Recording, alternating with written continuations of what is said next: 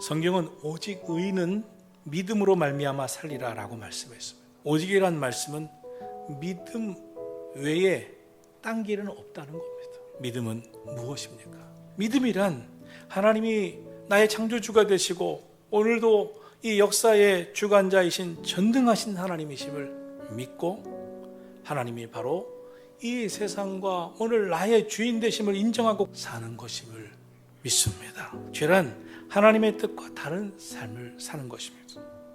즉, 내 자신이 내 인생의 주인이고 내 인생이니까 내 마음대로 살고 이 세상도 인간이 주인이고 인간의 생각대로 사는 것이 맞다고 주장하는 것, 이것이 죄입니다.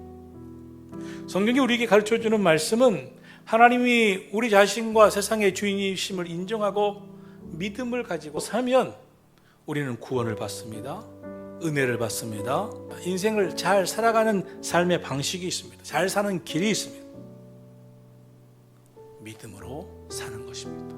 하나님께서는 선악과 나무를 통해서 너의 삶의 주인이 하나님이심을 인정해라. 그리고 내 마음대로 살지 말아라. 주님 뜻대로 살라고 하셨습니다. 그러나 사탄은 어떻게 합니까? 네가 내 인생의 주인이 될 수 있어. 하나님의 말씀에 꼭 순종해야 되는 거 아니야? 그럴듯한 말들로 유혹합니다. 내 자신이 하나님이 되라는 것이죠. 사탄은 죽고 망하는 방식과 방법을 가지고 아담과 하와를 유혹했고 오늘도 우리를 미혹하고 있습니다. 인간은 누굽니까?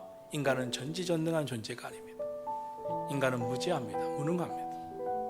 그렇기 때문에 내가 내 인생의 주인 되어 내 방식대로 내 생각대로 살면 실패할 수밖에 없습니다.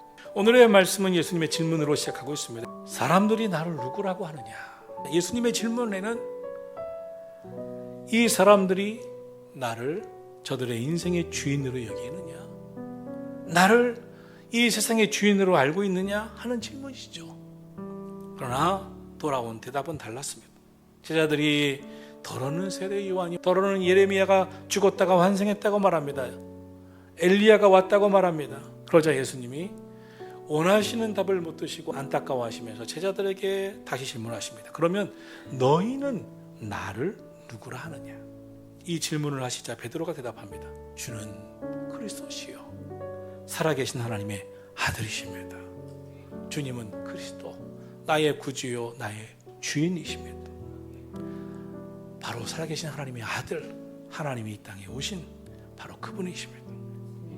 이에 예수님께서 그 베드로의 신앙 고백, 그의 믿음을 보시고 기쁘셔서 칭찬하시면서 바요나 시몬아 내가 복이 있도다. 이를 내게 알게 한 이는 혈육이 아니요 하늘에 계신 내 아버지이시니라 말씀하십니다. 그리고 내가 이 반석 위에 내 교회를 세우리니 음부의 권세가 이기지 못하리라. 그 믿음이 우리 마음에 세워지면 성경은 말씀합니다. 음부의 권세가 이기지 못하리라. 어떤 사탄도 마귀도 이길 수 없다는 거예요. 그리고 예수님이 정말 놀라운 말씀을 하셨습니다. 시몬아 내가 천국 열쇠를 내게 주리니 내가 땅에서 무엇이든지 매면 하늘에서도 매일 것이요 내가 땅에서 무엇이든지 풀면 하늘에서도 풀리리라. 우리가 그 신앙 고백을 갖고 분명한 믿음을 가지고 살면 하나님이 하늘문을 여는 천국 열쇠를 주신다고 하셨어요. 그런데 너무나 안타까워요. 베드로가 그런 놀라운 고백을 한 후에 얼마 안 되어 실수하고 실패하고 넘어지고 책망받습니다. 예수님이 곧 십자가에서 죽으실 것이고 십자가에서 죽으시다가 사흘 만에 부활하실 것을 말씀하는 십자가의 고난을 예언하십니다. 그러자 베드로는 그런 일은 일어나서는 절대로 안 된다고 말하기 시작합니다. 십자가를 부정하고 부인합니다. 왜 그랬을까요? 베드로는 예수님을 3년 넘게 열심히 쫓아다녔습니다. 예수님이 병든 자를 고치시고 배고픈 자를 먹이시는 일로 인하여 당시 많은 백성들에게 인기를 얻고 많은 사람들이 추앙하는 예수님이라면 틀림없이 정치적 메시아가 될 것이다. 풍랑이는 바다를 잔잔케 하고 귀신을 쫓아내시는 것을 보면서 저런 능력이 많으신 예수님이라면 곧 예수님의 시대가 열릴 거라고 생각했습니다. 그러니 이제 나도 출세할 때가 됐다고 생각했습니다. 그런데 예수님은 십자가에서 죽으신다는 거예요. 철저히 자신만 생각하고 있습니다. 자신의 입신양명, 성공, 축복만 생각하고 있어요. 예수님은 그의 이야기를 들으시고 너는 하나님의 일은 생각하지 아니하고 사람의 일만 생각한다고 말씀하셨습니다. 여러분, 십자가 정신으로 산다는 것은 세상적인 관점에서 보면 매력이 없습니다. 십자가의 정신으로 사는 것은 어려운 일입니다. 그러나 성경은 십자가는 하나님의 지혜요 능력이라고 했습니다. 하나님의 지혜가 십자가 안에 있다는 것입니다. 십자가의 정신으로 살기 위해서는 이전에 내가 생각했던 삶의 방식과 결별해야 합니다. 예수님은 말씀하셨습니다. 자기를 부인하라. 네가 생각하고 있는 너의 생각을 부인하라. 그리고 예수님의 생각을, 예수님의 뜻을 따라라. 예수님은 높아지기보다 높은 하늘나라에서 이 땅의 낮고 낮은 자리로 내려오셨습니다. 저와 여러분도 십자가의 정신으로 살려면 예수님처럼 낮아져야 합니다. 예수님은 십자가의 제물이 되셨습니다. 제물은 자신을 위해서 죽는 게 아닙니다. 제물은 누군가를 위해서 희생하고 대신 죽는 것입니다. 주님은 억울한 누명을 쓰고 배신당했지만 홀로 묵묵히 십자가의 그 고난의 골고다 길을 걸어가셨습니다. 예수님은 죄가 하나도 없으십니다. 그런데 예수님이 억울하다고 말을 하셨습니까? 당신을 십자가에 죽인 사람들을 향한 미움을 갖고 계셨습니까? 아닙니다. 오히려 십자가에서도 저들의 죄를 사하여달라고 기도하신 분이 예수님이신 줄 믿으시기를 축원합니다. 그것이 십자가의 길입니다. 십자가 정신입니다. 그런데 놀라운 것은 그 십자가의 길이 부활의 길을 열었습니다.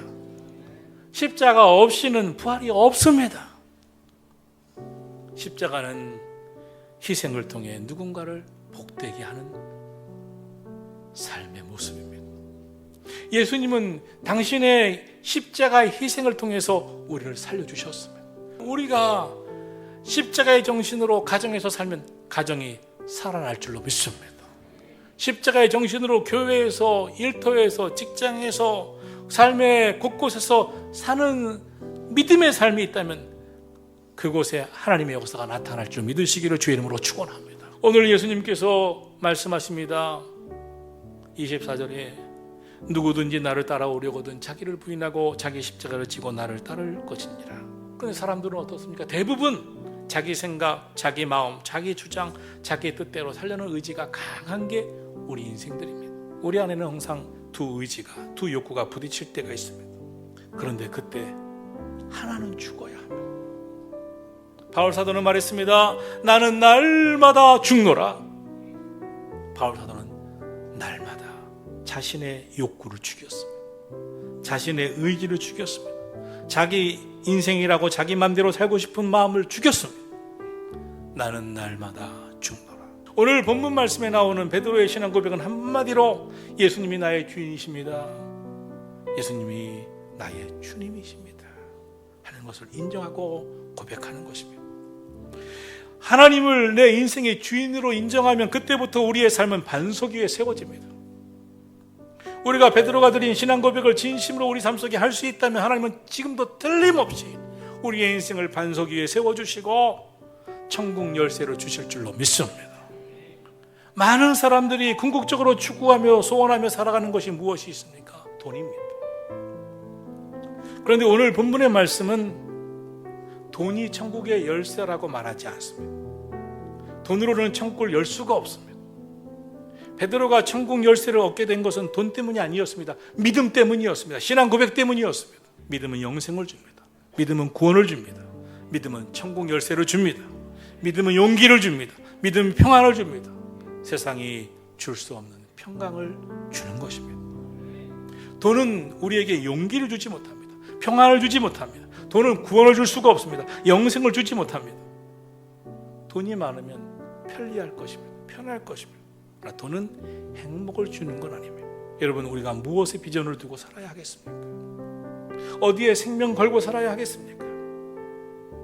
저는 우리 모두 믿음의 생명 걸 수 있기를 주님의 이름으로 축원합니다. 오직 의인은 믿음으로 말미암아 살리라. 믿음으로 살 때 복이 있습니다.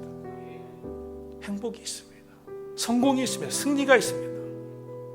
믿음으로 돈이 줄 수 없는 구원의 삶을 살아가시기를 주의 이름으로 축원합니다. 돈은 천국 열쇠가 될 수 없습니다. 주님이 베드로에게 천국 열쇠를 주시겠다고 하신 것은 오직 그의 믿음 때문이었습니다. 이 사실을 우리 모두 깨닫게 되기를 주의 이름으로 축원합니다. 기독교인들에게 축복은 믿음입니다. 믿음이 축복이 되는 이유가 무엇입니까? 예수님을 믿는, 진정 교회 나와서 예수님을 믿는 목적은 구원에 있기 때문입니다. 예수님을 믿는 것은 구원을 얻기 위해서 믿습니다. 구원은 죄로 말미암아 단절된 하나님과의 관계를 회복하는 겁니다. 구원의 핵심은 하나님입니다. 하나님 우리의 생명이시고 축복이십니다. 구원은 하나님과 바른 관계를 맺는 것입니다. 반면 하나님과의 관계가 단절되고 멀어지는 상태를 우리는 영적 죽음의 상태라고 이야기합니다. 죄는 하나님을 부인하는 것입니다. 죄는 하나님이 내 인생의 주인인 것을 부인하는 것입니다. 하나님을 부인하는 것에서부터 만가지 죄가 시작됩니다. 그때부터 생명과 축복이 떠나고 사망과 저주가 임하기 시작했습니다. 구원은 자신이 자기 인생의 주인이 되고 하나님이 되며 살아왔던 삶을 부인하고 자기를 부인하고 이렇게 사는 것이 잘못되었다는 것을 인정하고 이제는 이렇게 살지 않겠다고 부인하고 하나님을 다시 내 인생의 주인과 하나님으로 믿고 시인하고 고백하는 것입니다.